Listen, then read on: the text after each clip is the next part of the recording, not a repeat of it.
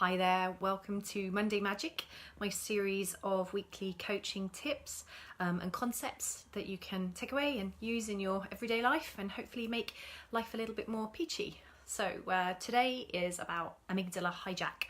So your amygdala, or your kind of lizard brain, as they call it, the kind of most primitive part, or one of the most primitive parts of your brain, which sits near your just top of your brain stem, can sometimes take over the rest of your brain, the prefrontal cortex, so the more human brain, the bit of your brain that's involved in rational thinking and making good decisions.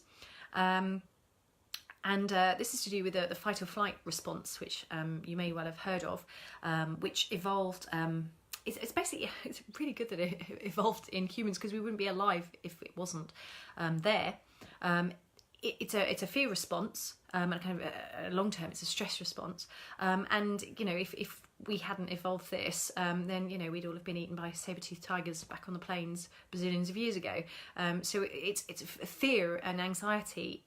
It's sometimes going to be hard to get our heads around, but actually they are a really useful response. They're there to protect us. It's when they go into overdrive that the problem happens, and this is what happens here. You know, I mean, it's very useful.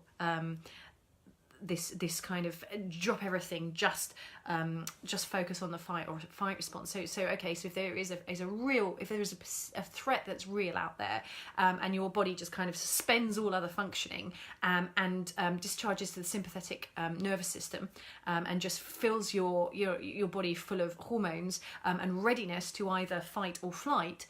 That's a really great thing. You know, it's kind of like a fail-safe. So everything else shut down, all the kind of rational thinking or whatever. You just act. You just go into this fight or flight. So that's a really, really useful response that keeps us alive. But unfortunately, our brains don't seem to have caught up with the fact that in modern society there isn't generally anything that's going to kill and eat us on a daily basis. So the fight or flight response kicks off in response to things like, you know, talking at meetings or job interviews or something like that. You know, everyday occurrences, we're getting this fear of response, this amygdala hijack. And of course you can't think, you can't use your rational brain, and you really want to in these situations, but your brain's telling your body, you know, it's pumping all those chemicals out, that's telling your body, no, everything else shut down, just prepare to fight or flight. And this keeps us in survival mode. So this is really important for me to be aware of as a coach, because when somebody who's come to me as a client and we're working on trying to set strategies with them and goals and looking at what they want out of life and trying to solve the issues for them, if they're constantly firing on their kind of fight or flight response, and full of norepinephrine and cortisol, then they're in survival mode. They're not in competency mode, as they call it. So it's very hard for them to respond to coaching. So it's about kind of getting people out, you know, getting them to pause and getting them out of this fight or flight response, and moving into a place where they can really think rationally. And I guess that's what we all want to do, really, isn't it? So there's a lot to be said for the fear response. It's very useful, but it's our bodies overreacting. That's the problem, and responding as if it's a life-threatening situation when really it's a job interview. So there's the kind of immediacy of that, which is, you know, you really want to be using your rational thinking mind, and you can't in the moment. But there's also a long-term and cumulative downside to this, in that these hormones in our systems, the long-term effect of them, and the nervous energy not being able to find an outlet. So a lot of people find exercise as a way to kind of burn through this nervous energy. So that's a good way to keep your stress levels down, and certainly it works for me. But you also need to think about the effects that the chemicals are having, the brain chemicals are having on your system. So, for example, norepinephrine long term in your system creates digestion issues and restlessness and anxiety. So you don't want that kicking around your body a lot. You want to get rid of that, and because obviously the norepinephrine, the role of it in the useful fight or flight response is to just shut off the blood supply and all the oxygen and everything to your digestive system, because you don't need that when you're preparing to fight or flight. But obviously if that's happening over a long time, it's going to cause you problems.